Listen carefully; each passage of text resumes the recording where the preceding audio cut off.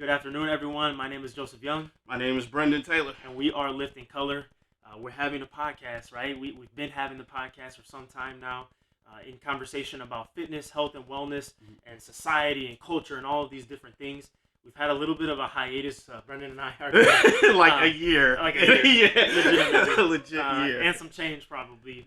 But we're glad to be back with you all.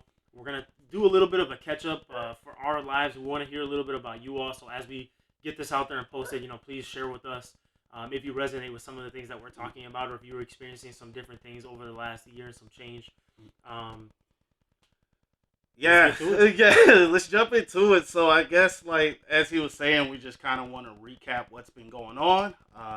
Going through some business stuff, what we had going on, what's been going on in our own fitness journeys, I guess you can say, and then everything that happened surrounding that.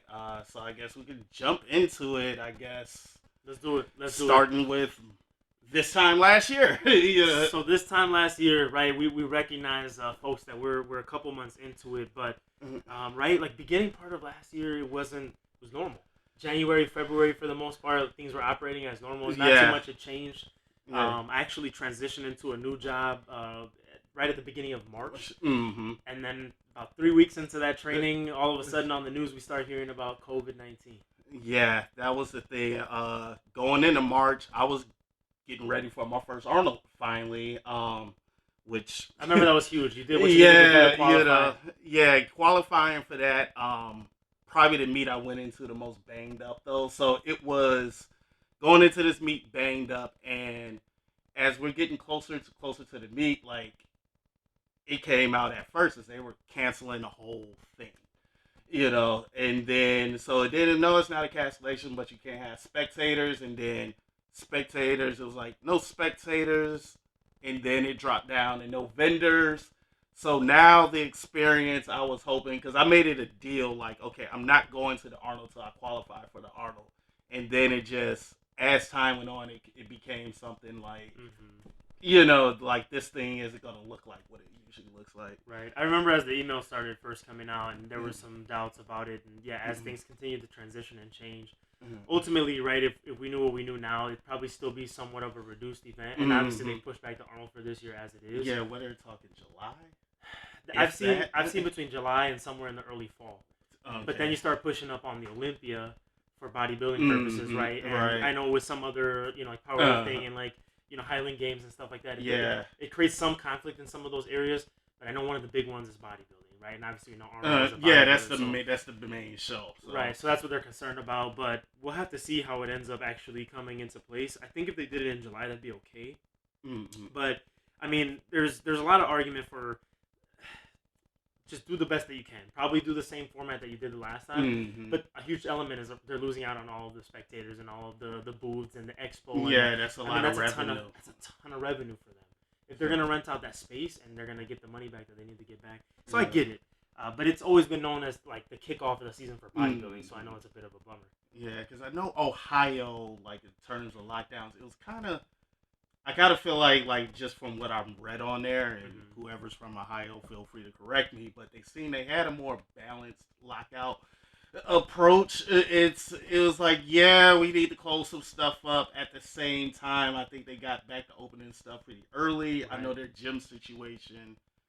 I forgot who it was, but they locked down initially, and then they challenged it in court. Won in court, based on the premise. Right. Were shut down without due process, which was right. So I think generally they lean more towards a conservative view in Ohio, so they probably did have a little bit quicker of a process than states like Illinois, where the restrictions have been put on for quite some time. Yeah, because July we got back open. Yeah, I felt like. And even in Chicago with Mayor Lightfoot, like things have just been more strict generally than it has been in a lot of other parts of the country. So I think I think they'll be in a position for spectators. I think now that we have more info, vaccinations, like I think every state's gonna be different. Like, okay, how well is Ohio doing the vaccination thing? All right, do we require spectators, competitors to be vaccinated when they, come in with their card? Come to compete. Sure. Yeah, so it'll be interesting. Like from the powerlifting side of this, for us, the Arnold, while a big stage, it is an exhibition meet. This doesn't have implications for worlds, nationals, or anything like that. Because for nationals, because we didn't do it last year, it was supposed to happen in Orlando. No, Daytona, Florida. Sorry. But it was once it got closer to national, because Florida spiked late in the game, like so they spiked later, and then so by the time we're getting like to the fall, we had the second spike everywhere. So it's just like okay, they had it was a hot spot. There was like it's no way we can do this responsibly, and it still is. That's the thing. It's like, well, how do you, right? And like you said, with the vaccinations, maybe with people masking up, selling maybe half the tickets or whatever that looks like. But I just saw that Miami's concerned because of the amount of spring break people that are down there. Yeah, they just had to put in a state of emergency, so now they have a curfew. I just read this last night. Yeah, like they got a curfew in place because they had that many people. So it's like you basically, if you're spring breaking in Miami, you have to be in your hotel by 8, and then the only people located down in that Miami Beach area is if you have to be like at the hotel, like basically having like a real reason to be there. Sure. Well, and I know that after the Olympia, a ton of athletes like Dex Jackson, I'm trying to think, there's a great number of them, ended up getting COVID. Oh, see, I didn't hear about that. Milos, for example, one of the guru coaches in bodybuilding, he got really sick. So he talked about being really sick, like it gave him a hard time. Dex Jackson had a really hard time with COVID. Because they're older, so that's a big part of it, right? That's a big part of it. But man, it's like realistically, they had the masks on, they took precautions in some areas, but then of course you see pictures where folks were side by side and all that kind of stuff. And in case any of you are concerned, I have received the COVID-19 vaccine actually a few days ago.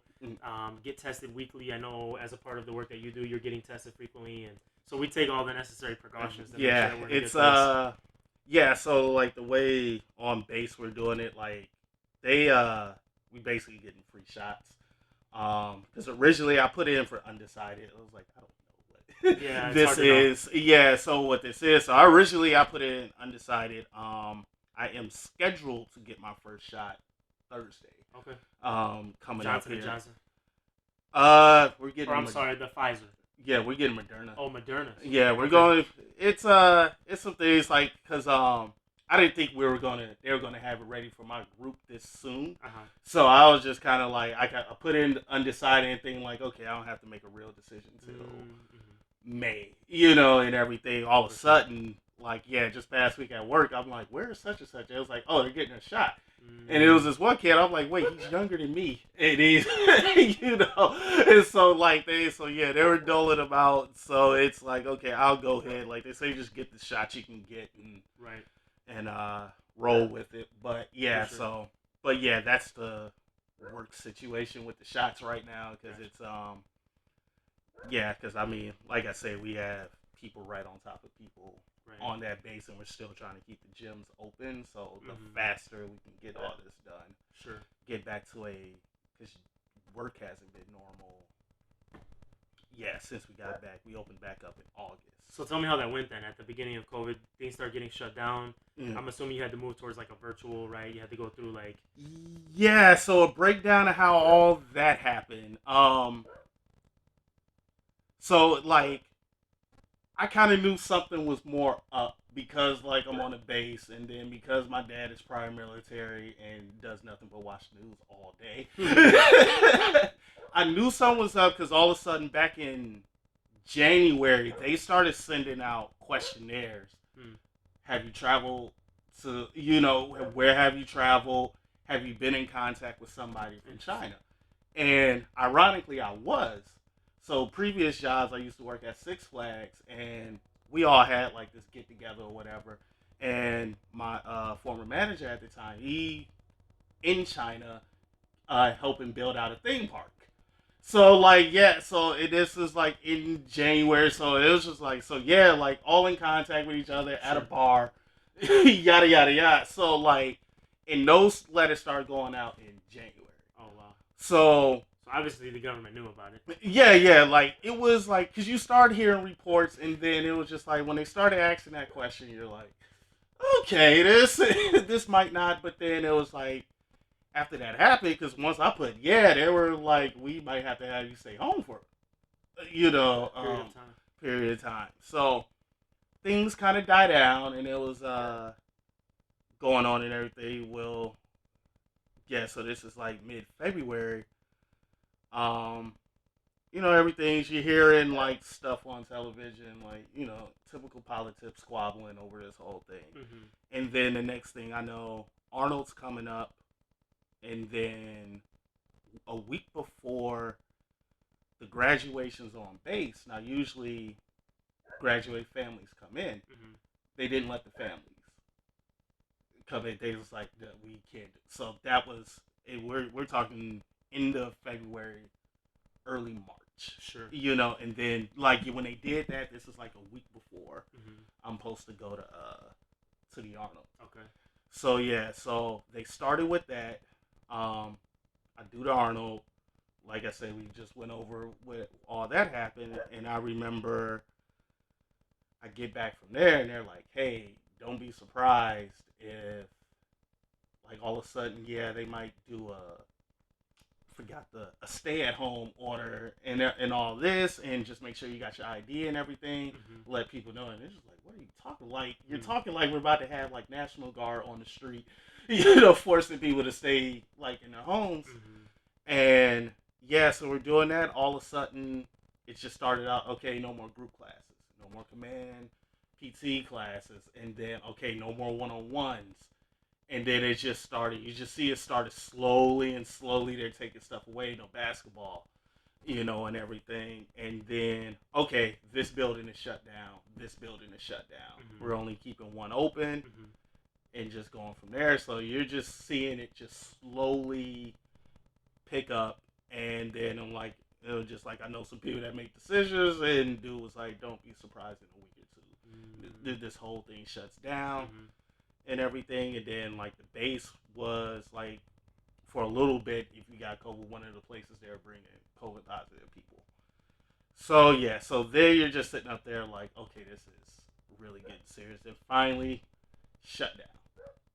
So like, yeah, I'm on my way to work. Right when he gives me the call, he was like, stay at home. He was like, guys, like, lucky for me, he was like, you guys still getting paid. We're gonna have a plan going forward, so just stay tuned. And so we're thinking this thing like a month, 2 months, or whatever. Next thing you know, they're like, yeah, we're about to start doing virtual classes online, which ended up being total headache because none of me nor my like coworkers that are trainers were equipped at home to do any of this. I think I ended up like having to do it in my sister's basement, who was preparing to move to Arizona at the time. Yeah, so it's just like, so you have this going on. Sure. You have like this is the because funny thing was like in the midst of all this, it's like my mom's birthday going on. We had went out to breakfast, buffet style, like for her birthday, and that was literally. We were wondering how nobody got sick, because that was like after that the restaurant shut down and everything. So yeah, it must have been like just before it really started to get. Yeah, literally just before. And I think, the funny part is like how they say just pay attention to white people. Yeah. Because the weird thing, and this is this lake house that's now closed because of the pandemic. That's the funny part. Like that was. It's a lot of places. Yeah, that shut down, and it was funny. It was just us and this. I don't know what the other family was doing, but it was just two groups in there. Like some black folks after church. It looked like either a birthday party or some type of reunion over here, and then it was us for my mom's birthday. So, and that's the only people that were in there. Yeah, we're just like, it's real dead. Like, this is usually a popular time. And then, so, that was kind of like, you're just kind of noticing stuff. Sure. Like, pick up. So then with work, we're doing, like, these virtual classes, online trainings. And it was just, like, okay, maybe this. Like, at first, I was like, okay, April, things will, like, will probably open back up. April passes, more online trainings and everything. Going into May maybe things will open back up. Didn't happen. Then they're like, we really thought it was going to be June. We had like a hard date come in for training on the protocols and everything and whatnot. And we were already kind of coming in because meanwhile, we had $100,000 worth of equipment being delivered during all this too. So here we are with like $100,000 worth of equipment not being reused. You know. Wow. You know, that I helped pick out. So it was just like, I kind of want to see my the fruits of your labor. Yeah, you know. So it's so yeah, we're just going through this, and then once June didn't happen, we're just like, well, what the hell? So we go through all through July, go through finally August, close to my birthday. That's when we finally open up, and even then, we're open like 5:30 in the morning to 5 in the evening. It was staff. So the way the Great Lakes works, you have staff and you have students. We're only allowing staff in. And we kind of opened up, like, our rules were kind of lax. Like, you had to have a mask going into the building, but once you were working out at a station, you could take the mask off. Gotcha. Okay. You know, so to where we are now, eventually students got in, but then we're in this situation where instead of things becoming more lax, they've actually gotten even stricter. So now you have to have a mask on when you're working out, no matter what piece of it, even if you're running on a treadmill.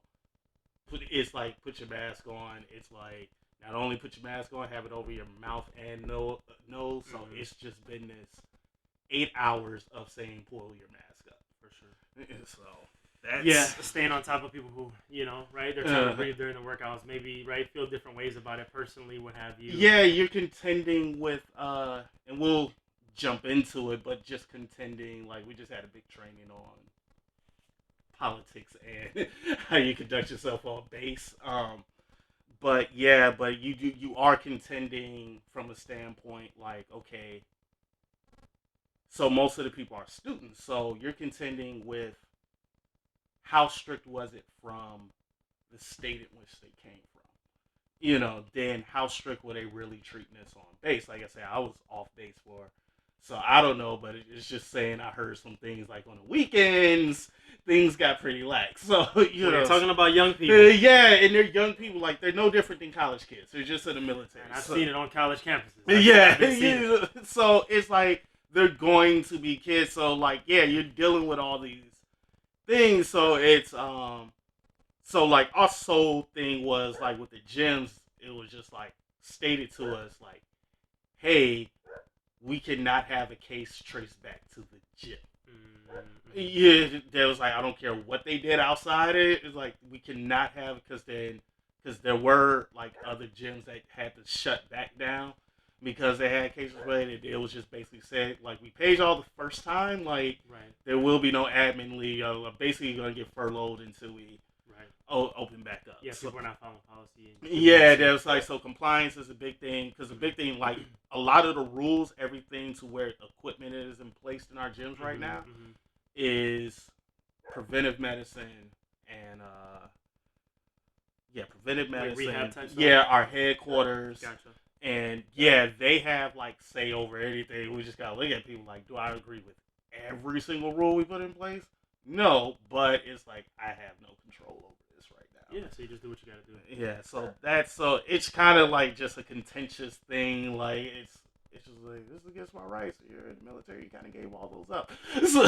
So that's, you know, so it's like, so you just have that thing. So it's frustrating. Like, it's not a fun work environment right now. So it's, yeah, you can't do what you normally would do. Yeah, so it's like that. It is just like, I'm usually used to, for the most part, working by myself. So now I'm like around other coworkers. So that's different. Yeah, so it's just, there's rules and then your interpretation of the rule, and then, you know, trying to get consistency with all that shit. So how was it for your personal training then? So that was from a professional standpoint. What was it like, you know, for you personally? Were you able to keep up with your training? Where did you train? What did that process look like? Yeah, so initially, like, so John, I was where we're located right now. It's like, I didn't say it out of the I didn't say it out of the gate because, like, I couldn't open it up to everybody because I knew people would ask. But yeah, I was all like, I didn't really, as far as training days, really like miss anything too much. Like, So what happened with me, like I said, I went into the Arnold banged up and everything. Mm-hmm. So what I more so went through was trying to rehab everything, mm-hmm. still trying to rehab everything. So it ended up being kind of this up and down of trying to get like back healthy to where I could just ramp it up. So for me, with stuff being canceled, it kind of let me take a break. Mm. The negative side of that was it kind of made me lax because now I don't have deadlines, so and everything. So it made the goal setting stuff kind of rough. Tougher. Yeah, so I gained the COVID weight and all that. So now it's like trying to cut all that off, and then still not really having a date because like I skipped out on nationals this year because of the politics of how that got set up, and mm-hmm. it's just like. Yeah, I don't want to block somebody as a legit shot at winning the whole thing. So really it was like yeah, I can train. That wasn't really the difficult part. I had a place to train, go at it. It was just with everything going on and then fighting it. Then yeah, finding that motivating when you can't go full tilt because mm-hmm. You're battling an injury on top of it. Mm-hmm. So it's just like damn, yeah. So it's just like your outlets, you can't fully get the therapeutic response you want emotionally or, sure. from working out. So that was rehabbing is always tough, right? It's a mental game. So yeah, but it's like finally got some tips, learn how to use the KT tape, and we'll see what happens here in a little bit. So right now the goal is just to get back to like 70% of my lifts by my birthday. Okay. Yeah, so it's like it's that simple and everything. So just like getting there, and then if I can get to that point, relatively healthy, then look at towards the end of the year, getting back on the platform. Okay, and so, gearing up really with a fresh look for 2022. Okay. Yeah. Awesome. So where you're at right now? Yeah. So as things transition from a professional standpoint back in 2020. As I said, I started at a new position working at a university, and so I work in the admissions office as a recruiter. So mm-hmm. a lot of what we did, it was just a pivot. We continued to work from mm-hmm. home for the most part. Was there with my family working from home, so that was an interesting dynamic, of course. We made a lot of different moves, actually. We ended up getting a house at some point during the year as interest rates went way low, and so there was a couple different things that happened there. But professionally, I mean, ultimately. It ended up being pretty good because it made us have to evolve in certain ways. Mm-hmm. That I think we have people on our staff that we're equipped and we have the skills and knowledge to be able to do it. So we've done a lot of virtual events, a lot of live events, getting creative in the way we communicate things. So that's been really cool. And then I think, from a working out standpoint, right, ultimately, there was a couple different things that happened. So initially it's like, okay, well, we can't go, all the gyms are closed, right? So that just is what it is. So what ended up happening was I've been accumulating gear that's been in my parents' garage since I was in college, so for a decade, right? So what I ended up doing was just grabbing a couple more pieces, like way at the very beginning before people started selling weight plates for $3 a pound and dumbbells for ridiculous prices. I was early in the game. Even before we got sent home from work, I thought about it and I was like, I can kind of see where this is going, right? So I'm like, granted, it was unprecedented. I'm not saying I foresaw everything.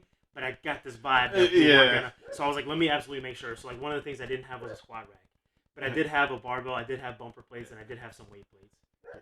Yeah, that's what sucked was so me and the crew, we've been saving up money to get a competition plate set. We finally have the money, and guess what? We still can't buy. So anybody that wants to work for Rogue Fitness because they're still trying to hire. Get us the plug. Yeah. So it's but it's just waiting for this email to be able to. That was the most frustrating thing. Is finally have the money. Yeah. And then just production across the board, right? I remember at one point, if you think about food, eggs and chicken and steak and all that, we started seeing decreases of toilet paper. Yeah. For all y'all that's took toilet paper. Fuck you. Anyway, seriously, you can use an old T-shirt. Yeah. There's grass and leaves outside. Right. There's other options. Yeah. It was just the typical, which what's it called? Monkey see, monkey do. Yeah, and I get how that started. It was an issue in China because it's something else they produce along with toilet paper that and it created Conflicts this. With it, right? Yeah, but it wasn't an issue here. Mm-hmm. You know, like it became an issue once everybody started buying it. Now you've messed up, like the whole thing just messed up the supply. Yeah, supply and demand. Yeah, you tweak everything. So right, we get shut down. I had a couple pieces of equipment, and I basically took it all from my parents' place and I put it in my buddy's garage in North Chicago. Yeah.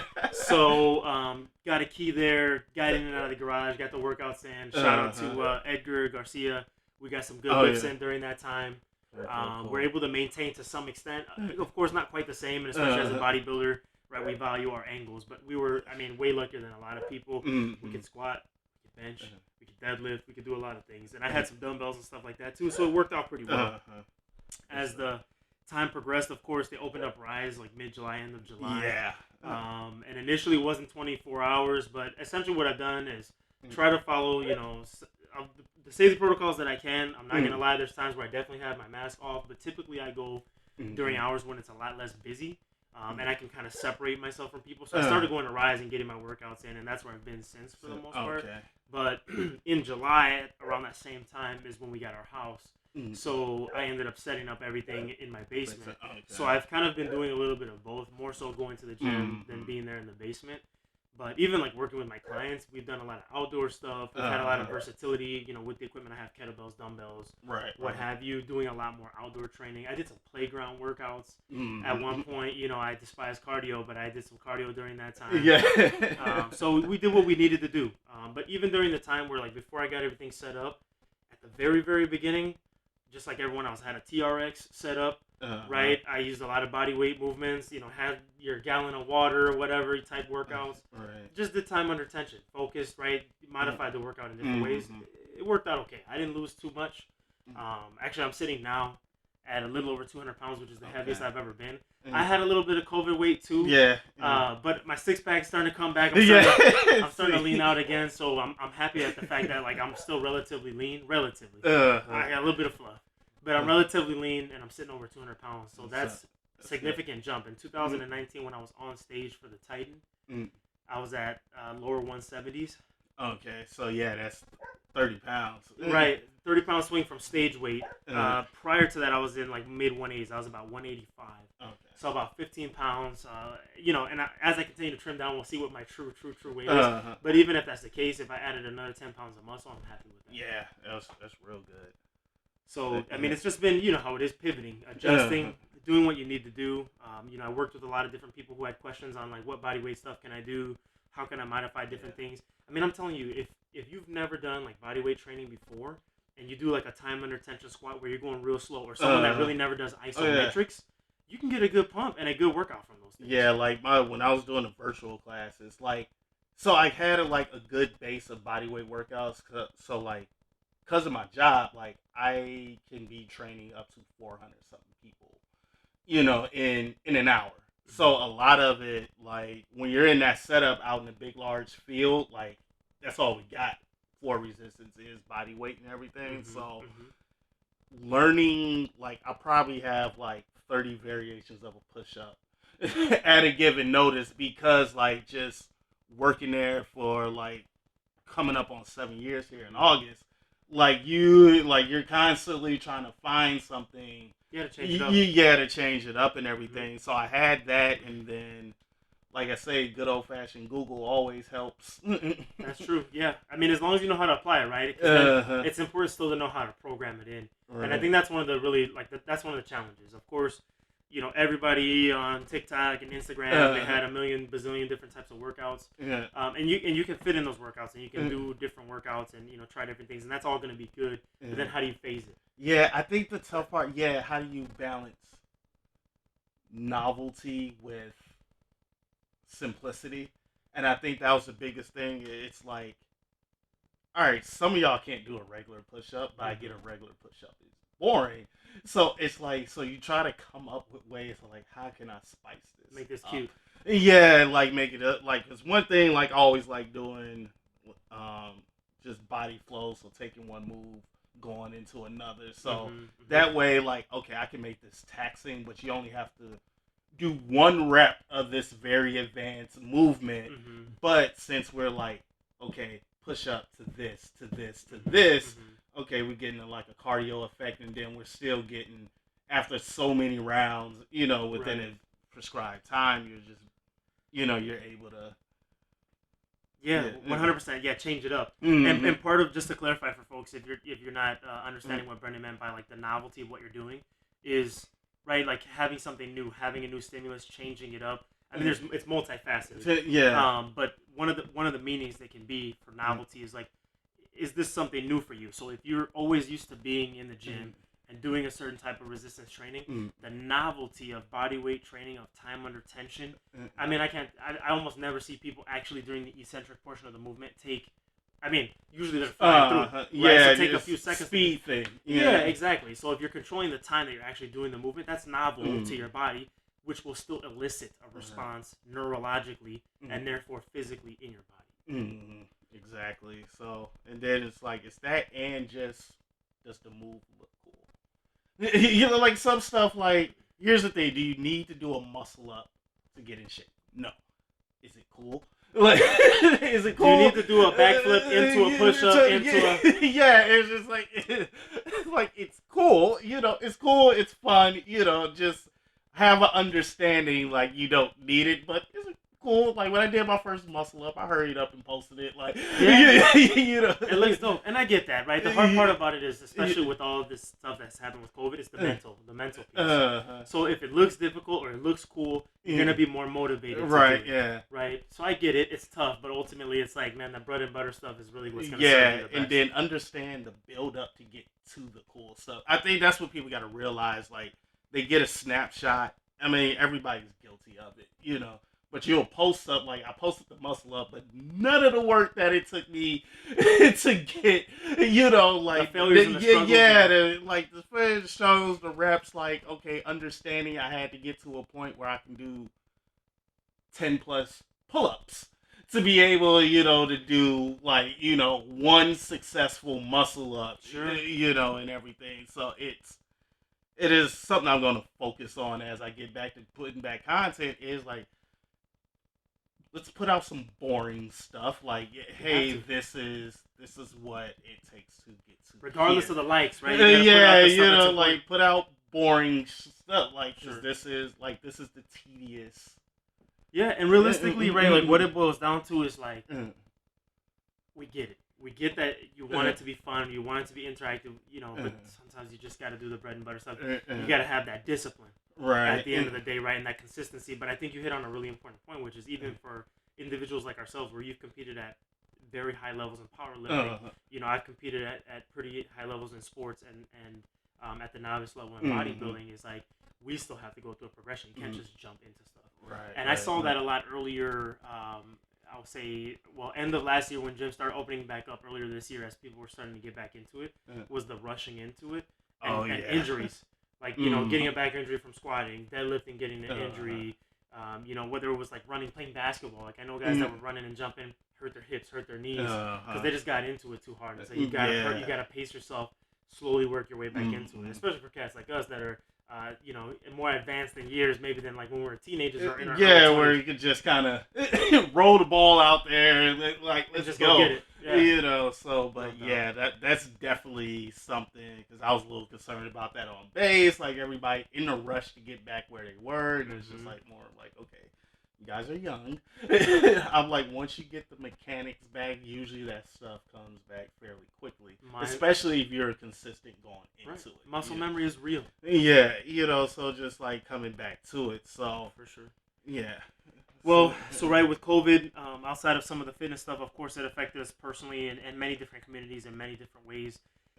But right, like, I was thinking about the other day how, with all the different things that are happening, and with the most recent shooting in Georgia, we had several killings in a row of people of color, namely people from the black community, George Floyd, Ahmaud, Breonna. It was kind of all in a string.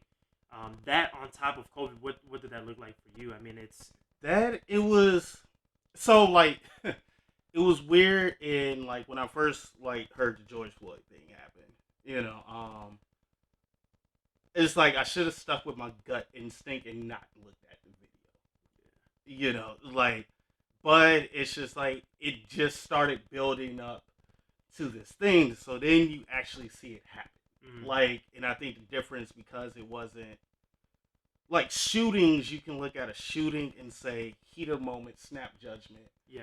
You know, even with the prejudices, and there's maybe something less personal about it. Yeah. Should it's like, but this was like I always said, like, it was funny. I was having a conversation before all that stuff happened with somebody. Was like, you have to really hate somebody to choke them to death. Like the energy, like to really just be all your weight on. Like like to choke somebody that like that's a whole different. That's bare hands in this case, knee.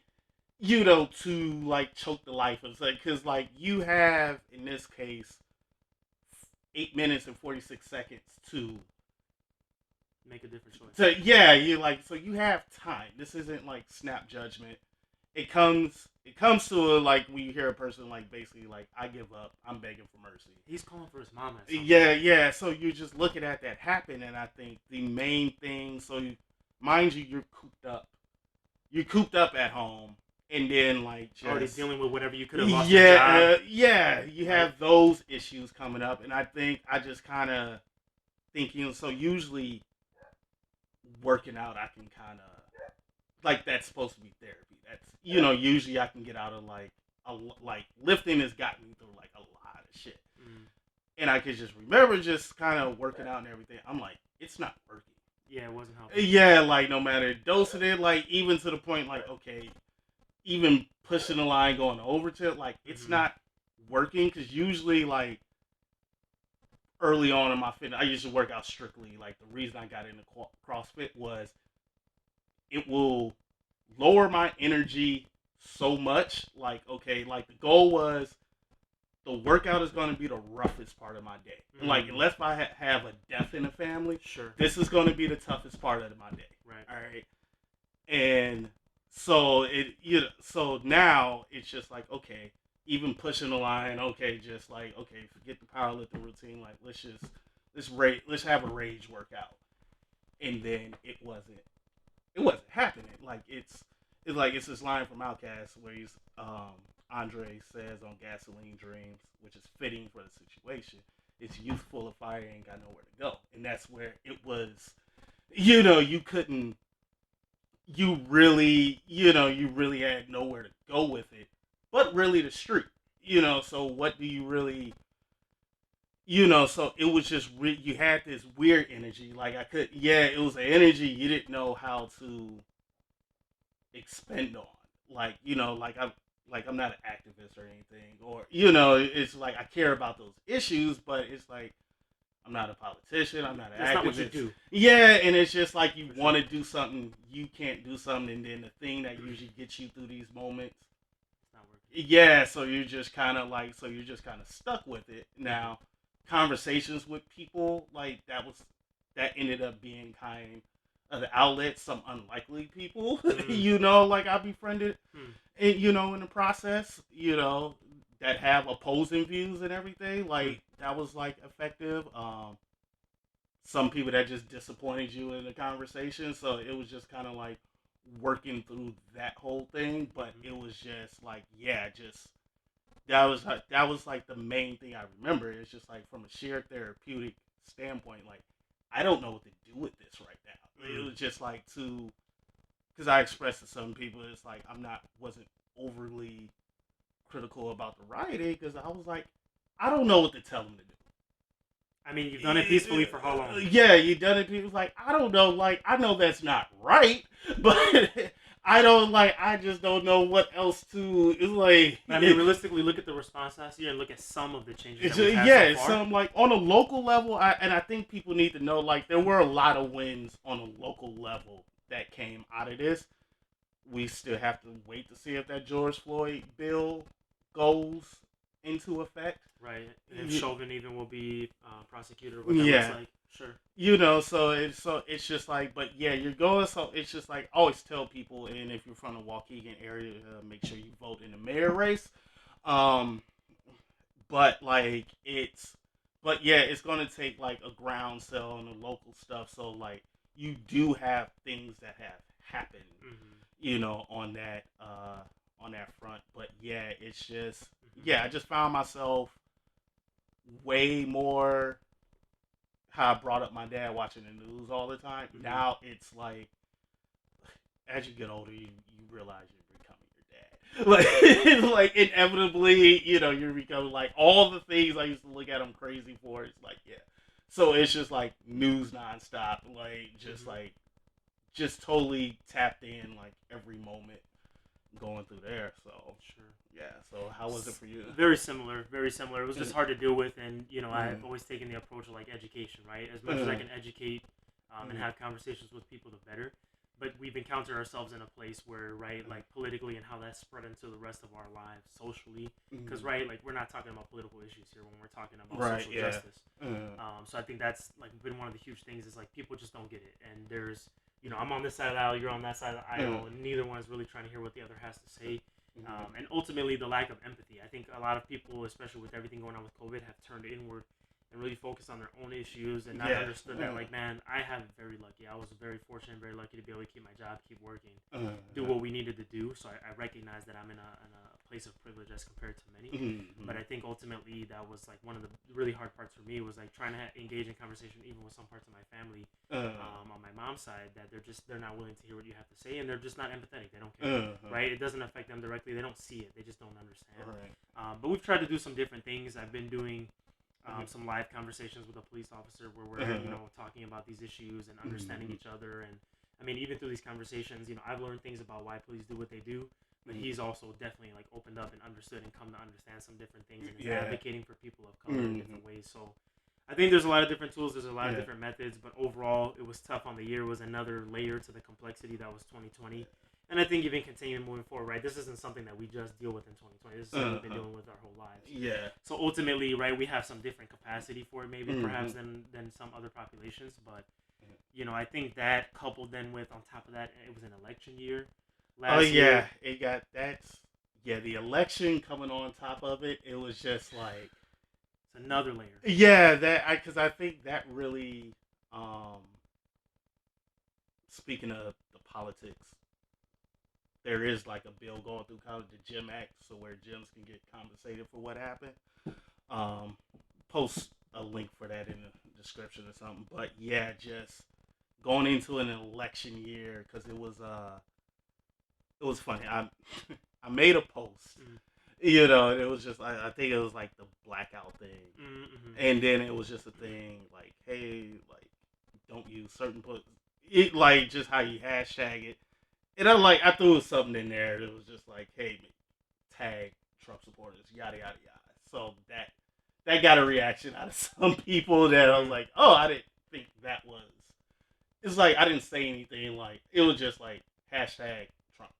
It wasn't nothing offensive. It wasn't nothing, but it was just like the politicization of everything. It's like it elicited this response just for mentioning the name. It was like, so it was just like that, that's what, like when we doing, we're trying to match like, okay, like that isn't equal to what happened to George Floyd, but okay. Like if we want to play that game, we can play that game, but so it's just like, we're just sitting up here like the election year going into it. So now you just see, it's funny, like you take COVID, you take the George Floyd stuff, and initially, okay, for a short stint, you see a togetherness, and then slowly you see it as we get into the thick of the debate. We start like just like, okay, becoming this divided thing. I mean, divided on everything, on mask, like everything. It's just like it feels like we're getting to like we're finding stuff. To fight about like, okay, a Dr. Seuss thing, like it's like, okay, it was like it's the publisher that pulled the books. Like, it wasn't a government agency. Yeah, everybody's looking like, oh, this was 6 books that hardly anyone knows. Yeah, like I didn't even know the names of these books. Blackface being represented. Yeah, yeah, it's like they weren't popular. It's like it's not Cat in the Hat. It's not all of Dr. Seuss. Yeah, it's not all of it. Mind you, Dr. Seuss himself said, "Yeah, I put some racist stuff out in the past." Yeah, he was a product of his generation. Yeah, so it was like just one of those things. But it's like, this wasn't. I kind of look at the company for one, like announcing it, like it's like why announce it? Because like we like the symbolic thing of like announce, like just pull the books. Yeah. Because I was like, I don't think nobody was out in the street. We pulled the books. Yeah, I don't recall there being any protest. Yeah, it wasn't no protest because I think when they do that, you distract from the actual thing. The good deed. Yeah, you distract from like. What? Okay, like, don't announce you pulled the books. Announce that you're investing in black authors and other people of color. Right. Like that's that like that would really, doing something meaningful. Like you take Ben and Jerry's, they'll do the symbolic thing and they'll do the substance thing. Mm-hmm. So it could be like a two-handed process. Like like Procter and Gamble, like. We're going to invest, what is it, $4 billion in black women in business. Like things like, things are really of substance. So when they just kind of threw that out there, right. It's some easily like really, if you look at like the right now. It's a top layer correction. Yeah, they do. It's like old culture war things, and you're sitting up there like this is majorly stupid. And then they even did a poll that, because mind you, when that all happened, the COVID bill, was the stimulus bill. Yeah, stimulus bill was getting worked on, and I think they like polled, conservatives. What did you hear more about Dr. Seuss or the COVID bill? And it was like 60-40. Like the Dr. Seuss versus the COVID bill. They heard more about like something that doesn't really have an effect on your day-to-day life versus like, hey, this is unemployment benefits. Like, do you know you extra home benefits? Sure. Your stimulus check. Your what's the other thing? Big thing like, hey, this bill is going to cut child poverty in half. Correct. So it brought like X amount of people out of poverty. So subsidized daycare and childcare. Subsidized food stamps, subsidized unemployment. Allow people not to be evicted out of their places until end of the spring. Student loan payments are on hold to the end of the year, so it definitely has helped and impacted a lot more in many different ways. Right. Sure. So it's just more of this thing. So it was like election. It was just kind of trying to make sure the people around you voted, Yeah. For sure. Absolutely. And continue to educate and learn and understand and trying to keep that wave going. Right. So now we're in 2021, of course, and what are things looking like for you this year? What are your plans for 2021? As stated, so just business wise, like getting this podcast going, like consistency. The key thing is consistency right now. Leading to like, the podcast, leading into some bigger media stuff I want to do in the future. Like I said, as I mentioned earlier, getting back healthy, get back on the platform sometime late fall. I'm thinking December. I kind of got a meet in mind, but okay. If it goes to early January, so be it. At work right now, just trying to get that to normal, so, sure. It kind of feels like I'm slamming a square peg into a round hole right now. So we're just trying to like, just make that stuff like, happen. And then, soon as I get vaccinated, travel. Live some life. Yeah, sisters in Arizona, so, this is the first significant time in life, like, living apart, so, and everything. So, like, so looking forward to seeing my sister and nephew, all that kind of stuff. So, but travel, push some business things forward. Mm-hmm. Yeah, and then just work wise, try to make that a more pleasant experience that it was. Yeah, try to get it back to normal or some semblance, right? Right. No doubt. Yeah, for me, I think it's getting back with family. I have parents who are a little bit older. And for the most part, my sisters have taken it pretty seriously. So I think, getting back with them. We did some of the backyard stuff in the summer, but during the winter, then it kind of gets things. So getting back with family, being able to hang out and spend some quality time. Luckily, I'm actually going to see him in a little while here today. Good. Spend some time. Mm-hmm. But getting back with family, getting back to work, visiting with students, visiting with different folks, getting back to in-person meetings. I think like many people, I'm kind of zoomed out. But ultimately, in ways of the business, been doing like limited runs of apparel. We have the Gains R Us gear is coming soon. Yeah, I saw that. It looked dope. And funnily enough, I'm excited about it. Funnily enough, those are coming this upcoming week here. So 3rd, 4th weekend in March, they're coming soon. I saw, funnily enough, that Toys R Us is looking to open stores back again. Yeah, I saw that. Like they were, very. I'll take it.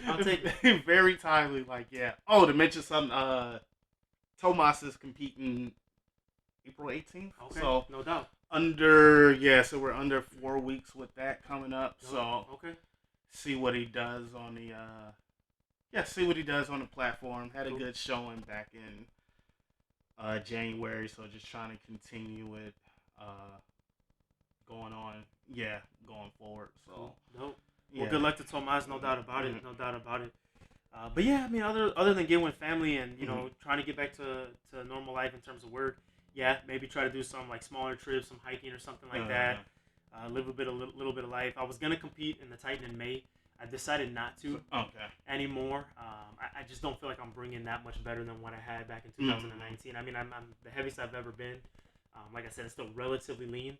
So I think I'd bring a better package, but I really want to. I mean, the next time I step on stage, I want it to be. You want to crush it? Yeah, I want there to be no doubt whatsoever. So I'm going to take another year to continue to book. Maybe look at the end of the year and see if there's some shows, and if not, beginning of 2021.